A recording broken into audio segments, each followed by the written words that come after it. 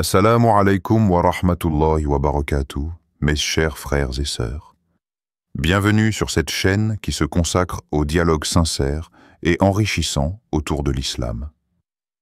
Aujourd'hui, nous avons un sujet très spécial, un message fort de Dr Zakir Naik. Bonne nouvelle pour la communauté musulmane.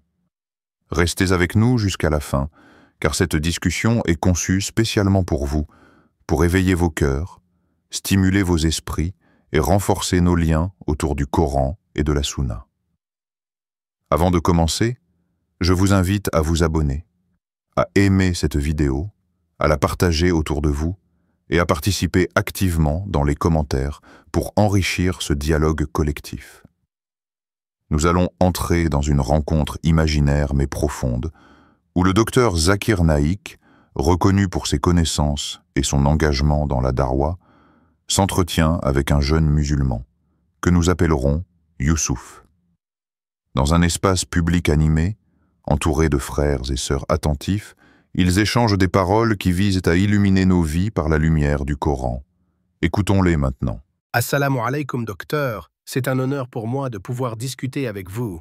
Depuis longtemps, j'écoute vos conférences et j'admire la clarté avec laquelle vous présentez l'islam. Aujourd'hui, j'aimerais comprendre quel est ce message fort dont vous parlez, cette bonne nouvelle pour la communauté musulmane. Wa alaykum assalam wa rahmatullahi wa barakatuh, mon cher frère Youssouf. Je suis heureux de voir un jeune musulman avide de comprendre et d'approfondir sa foi. Le prophète Mohammed a dit, « Celui à qui Allah veut du bien, il lui accorde la compréhension de la religion. » Sahih al-Bukhari, Sahih Muslim. Ton désir de savoir est déjà une bénédiction. La bonne nouvelle que je souhaite partager avec la communauté musulmane est simple mais puissante. L'islam est vivant et sa vérité éclaire encore et toujours, même face aux défis modernes. Subhanallah. Mais docteur, certaines personnes disent que l'islam est menacé, que les musulmans sont divisés et que la jeunesse est perdue. Comment alors parler de bonnes nouvelles dans une époque si compliquée? C'est une question pertinente, Youssouf. Allah nous dit dans le Coran, « Ils veulent éteindre la lumière d'Allah avec leur bouche, mais Allah parachèvera sa lumière, même si les mécréants détestent cela. » Surat As-Saf 61:8. Cela signifie que quelles que soient les épreuves, l'islam restera préservé. Oui, nous vivons des temps difficiles, mais les signes montrent aussi une soif de vérité partout dans le monde. Des milliers de personnes embrassent l'islam chaque année.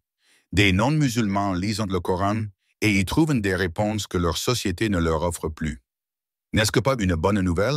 C'est vrai. Je vois parfois des vidéos de personnes qui découvrent l'islam et cela me touche profondément.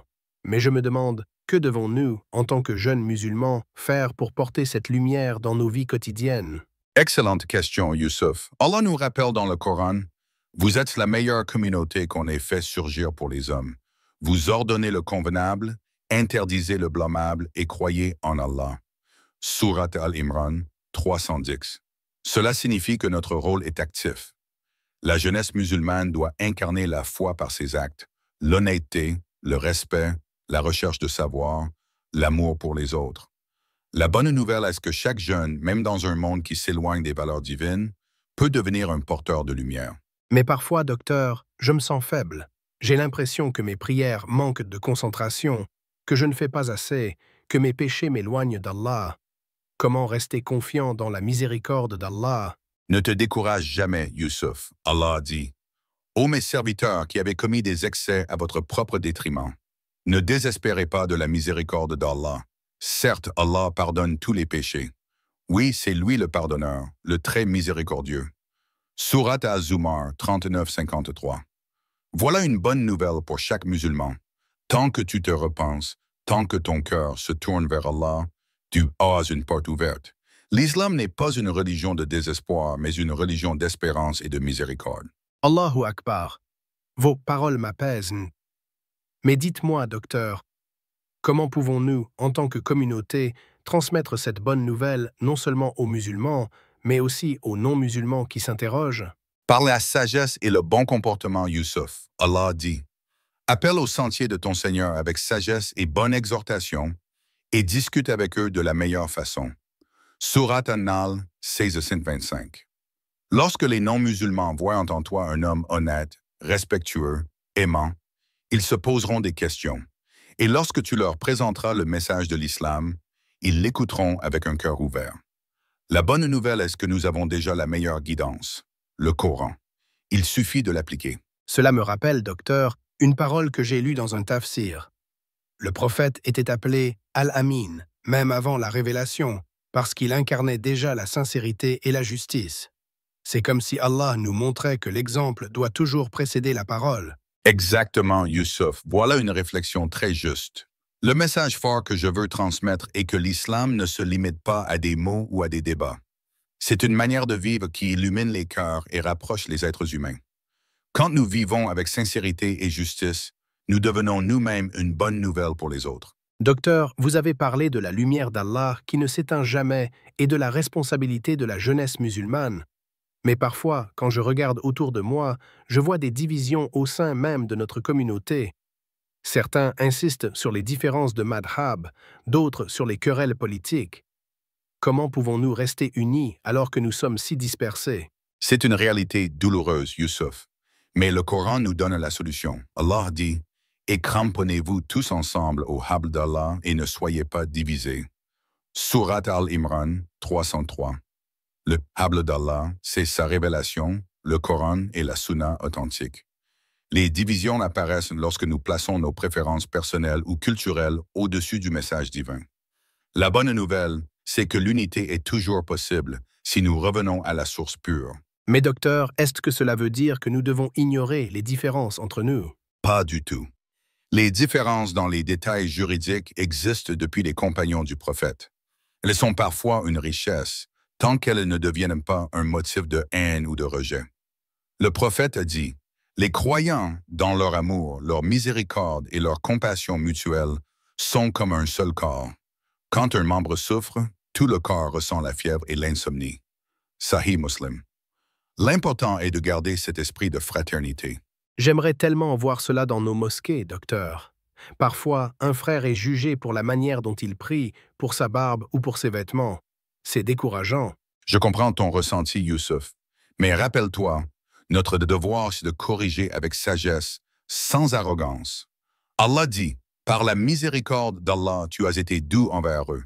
Si tu avais été rude et dur de cœur, ils se seraient enfuis de ton entourage. Surat Al-Imran 359. La bonne nouvelle, c'est que même un petit geste de douceur peut transformer une relation. Si chaque jeune musulman choisit la miséricorde au lieu du jugement hâtif, nous verrons une communauté beaucoup plus soudée. Vous me rappelez une histoire que j'ai lue sur le prophète. Une fois, un bédouin est entré dans la mosquée et a commencé à uriner. Les compagnons étaient choqués, mais le prophète leur a dit de le laisser finir, puis de nettoyer l'endroit avec de l'eau. Ensuite, il a expliqué avec douceur aux Bédouins que la mosquée était un lieu de prière. Cet homme a été touché par cette miséricorde et a fait des invocations pour le prophète et pour lui-même. Exactement, Youssouf. Cet exemple illustre la beauté de notre foi. L'islam n'est pas une religion de dureté, mais une religion de pédagogie et de patience. C'est aussi une bonne nouvelle pour les jeunes comme toi. Même si vous ne possédez pas encore toute la science, un comportement exemplaire peut être une forme de dawa plus puissante que 1000 paroles. Docteur, je voudrais aussi vous poser une question qui me pèse. Beaucoup de jeunes de ma génération se sentent tentés par le matérialisme, par les distractions numériques, par une vie centrée sur soi. Comment leur montrer que l'islam n'est pas une contrainte, mais une liberté? Très belle question, Youssouf. Allah dit « Quiconque, mâle ou femelle, fait une bonne œuvre tout en étant croyant, nous lui ferons vivre une bonne vie, et nous les récompenserons certes en fonction des meilleures de leurs actions. » Surat An-Nahl 1677. La véritable liberté n'est pas de suivre ses désirs, mais de se libérer de leur esclavage. Quand un jeune choisit la prière plutôt que la distraction, il découvre une paix que rien d'autre n'offre. Voilà la bonne nouvelle. L'islam nous libère de ce qui nous enchaîne. Mais certains de mes amis disent que les règles de l'islam sont trop strictes. Le halal, le haram, les obligations. Ils pensent que la vie devient trop difficile. Allah dit, Allah veut pour vous la facilité, il ne veut pas la difficulté pour vous. Surat Al-Baqarah 285.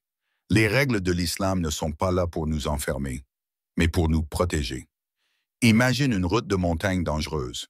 Les barrières de sécurité ne sont pas là pour te priver de liberté, mais pour t'empêcher de tomber dans le vide. De la même manière, le halal et le haram sont des barrières de miséricorde. C'est une image très parlante, docteur. Je comprends mieux maintenant. Mais parfois, quand je parle avec mes amis non musulmans, ils disent que l'islam est trop sévère, qu'il ne prêche pas l'amour comme d'autres religions. Que puis-je leur répondre? Dis-leur que l'amour est au cœur de l'islam. Allah dit, certes, Allah aime ceux qui se repentent et il aime ceux qui se purifient. Sourate Al-Baqarah 222. Le prophète a dit, aucun de vous ne croira véritablement jusqu'à ce qu'il aime pour son frère ce qu'il aime pour lui-même. Sahih al-Bukhari, Sahih Muslim. Qu'y a-t-il de plus grand que cela? La bonne nouvelle, c'est que l'islam unit l'amour d'Allah, l'amour du prophète et l'amour de l'humanité dans un même cadre de justice et de miséricorde. Docteur, vos paroles résonnent en moi. Mais je voudrais vous demander encore une chose. Dans un monde où l'on entend souvent des critiques contre l'islam, certains jeunes finissent même par douter. Comment rester ferme dans la foi? Allah nous dit, c'est lui qui a fait descendre la quiétude dans les cœurs des croyants, afin qu'ils augmentent encore en foi. Sourate Al-Fatr 48.4. La fermeté vient d'Allah, mais elle se nourrit par la lecture régulière du Coran, par la prière, par la fréquentation de bons amis. Le doute n'est pas une fin en soi. Il peut être un point de départ vers une foi plus solide, si on cherche les réponses dans les bonnes sources. La bonne nouvelle est que toutes les réponses existent déjà dans le livre d'Allah et dans la Sunna. Il suffit de les chercher avec sincérité. Cela me donne de l'espoir. Vous savez, parfois je rêve d'un avenir où la jeunesse musulmane se lève comme une génération éclairée, instruite, unie et forte dans sa foi. Et c'est possible, Yusuf. Le prophète a dit, « Un groupe de ma communauté ne cessera de se manifester victorieusement pour la vérité, sans que ceux qui les délestent ou s'opposent à eux ne puissent leur nuire jusqu'à ce que vienne l'ordre d'Allah. » Sahih Muslim. Cette génération peut être la vôtre. La bonne nouvelle est que chacun de vous, en restant sincère et engagé, peut être une brique de cette forteresse spirituelle. Docteur, en vous écoutant, je sens que la bonne nouvelle que vous partagez est plus qu'un simple message. C'est une promesse d'Allah, une espérance que nous pouvons porter dans nos vies. Tu as parfaitement résumé, Yusuf. L'islam est une promesse d'espérance. Les défis existeront toujours, mais la lumière d'Allah brillera au-dessus de toute obscurité. Et la véritable victoire est de rester attaché à cette lumière, individuellement et collectivement. Mes chers frères et sœurs, ce dialogue entre le docteur Zakir Naik et Youssouf nous a offert une vision profondément inspirante de ce que signifie être musulman dans le monde d'aujourd'hui. Nous avons entendu parler de lumière, de miséricorde, d'unité et d'espérance. Nous avons vu que malgré les défis et les divisions, l'islam reste une source de guidance et de force. Le docteur Zakir Naik nous a rappelé que la vérité du Coran ne peut être éteinte et que chaque jeune, chaque croyant a la possibilité de devenir un porteur de lumière dans sa vie quotidienne. Youssouf, de son côté, a exprimé les préoccupations légitimes de beaucoup de jeunes. La tentation du monde moderne, le doute, la division et parfois la peur de ne pas être à la hauteur. Mais ensemble, ils nous ont montré que ces défis peuvent se transformer en opportunités si nous restons attachés à Allah, à ses enseignements et à la sunna du prophète. Nous avons entendu que l'unité n'est pas l'absence de différence, mais la capacité de revenir à la source, le Coran et la sunna. Nous avons compris que la miséricorde et la sagesse sont des outils essentiels pour transmettre la foi, et que la jeunesse musulmane a en elle la capacité de changer le monde, simplement par l'exemple, par l'honnêteté, la patience et la sincérité. Ils ont également insisté sur un point fondamental. L'islam n'est pas une contrainte, mais une libération. La liberté véritable consiste à se libérer des chaînes du matérialisme, de l'égoïsme et des distractions, pour s'attacher à la guidance d'Allah. Et cette liberté est accompagnée de miséricorde, de pardon et d'espoir. Chaque musulman, quel que soit son âge ou sa situation, peut retrouver cette lumière et la partager autour de lui. Nous avons également vu que la jeunesse, avec ses rêves, ses questions et sa soif de vérité, est appelée à incarner l'islam dans sa pureté et sa beauté.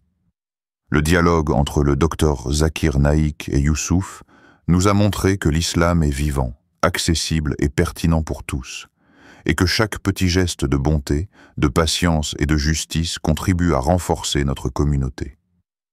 En conclusion, retenons ensemble ces valeurs puissantes que nous avons entendues. La vérité, la miséricorde, l'amour, la justice et l'espoir. Rappelons-nous que chaque action, chaque parole guidée par la foi est une graine de lumière qui peut illuminer le cœur des autres. Alors, mes chers frères et sœurs, tournons-nous ensemble vers Allah et demandons-lui de nous guider, de purifier nos cœurs, de renforcer notre foi et de faire de nous des porteurs de lumière pour cette Ummah. Joignons nos mains et nos cœurs pour cette prière. Ô Allah, créateur des cieux et de la terre, toi qui es le très miséricordieux et le très sage, nous te demandons de faire briller la lumière de ton islam dans nos cœurs et dans nos vies. Aide-nous à être unis, à pratiquer la justice, à manifester l'amour et la miséricorde autour de nous. Renforce notre foi, guide nos actions, purifie nos intentions et fais de nous des instruments de ton message dans ce monde. Ô Seigneur, accorde-nous la patience face aux épreuves, la sagesse dans nos paroles et le courage de toujours défendre la vérité avec respect et compassion. Amen. Frères et sœurs, si vous ressentez la force de cette prière et souhaitez continuer à nourrir votre cœur et votre esprit, joignez-vous à nous dans la pratique, dans l'étude et dans le partage. Abonnez-vous à Lumière de la Vérité. Aimez et partagez cette vidéo. Et continuez à faire vivre la lumière d'Allah dans vos vies et autour de vous. Que la paix, la miséricorde et les bénédictions d'Allah soient sur vous tous.